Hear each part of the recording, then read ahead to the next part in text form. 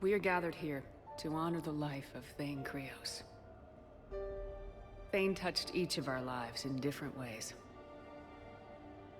The Counselor knew him as a hero. The Normandy's crew knew him as a brother in arms. And others, as a father devoted to his son.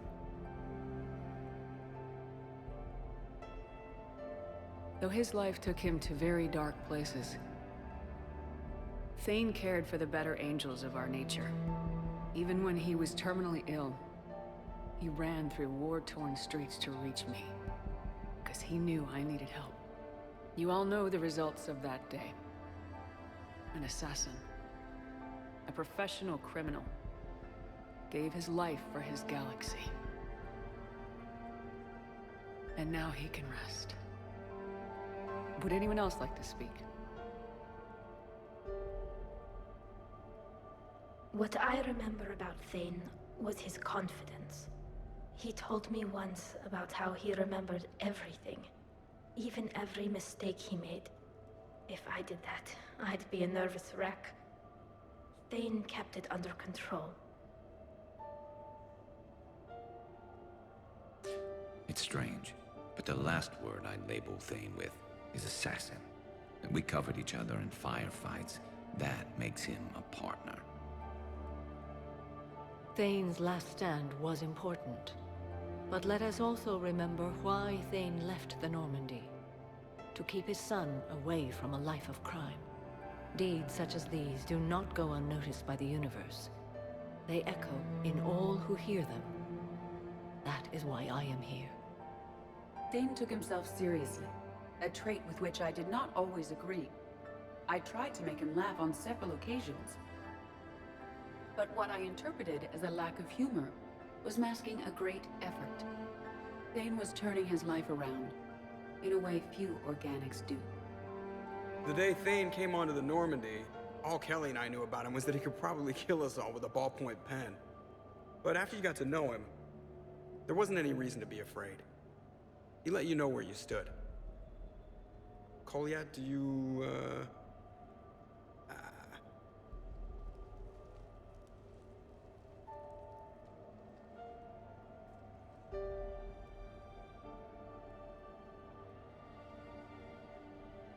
When I was little, I thought my father had it all figured out.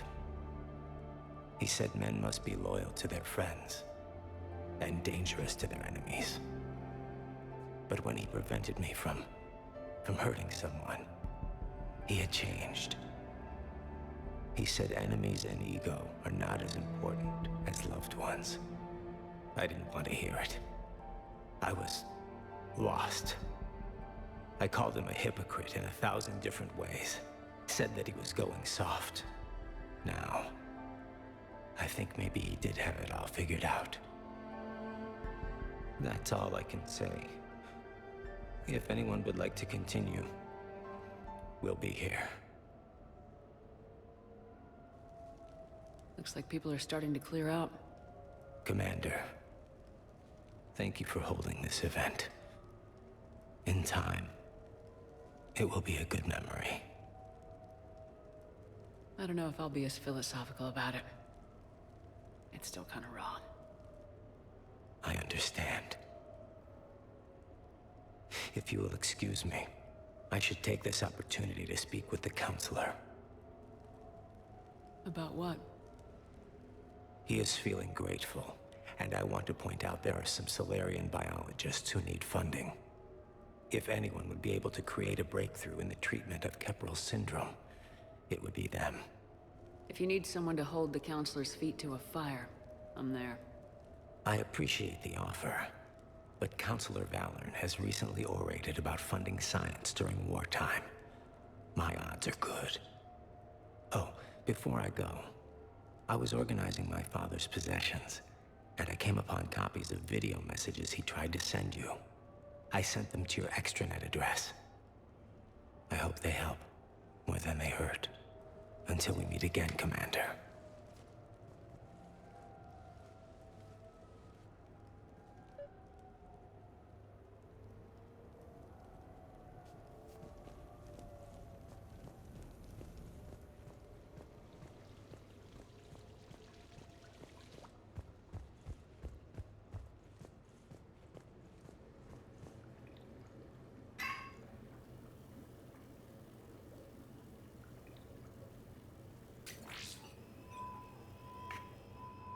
Shepard, I suppose I should thank you for my freedom.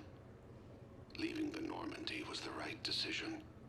It was saddening to see our crew go their separate ways, but it is better than answering questions in an Alliance interrogation room.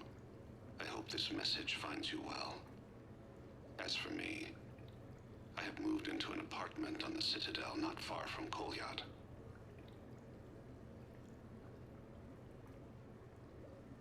I think the first attack I had frightened him. I will spare you the details. It seemed very dramatic at the time, but in comparison to the Omega Relay, it was a child's game. In any case, good luck getting the Alliance to listen to you. Let's keep in touch.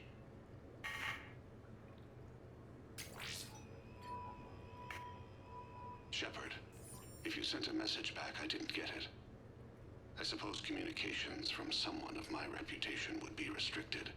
The irony is, I am a danger to no one these days. I am even paying taxes on my investments. I can't expect Kolyat to do so if I don't. He is doing better.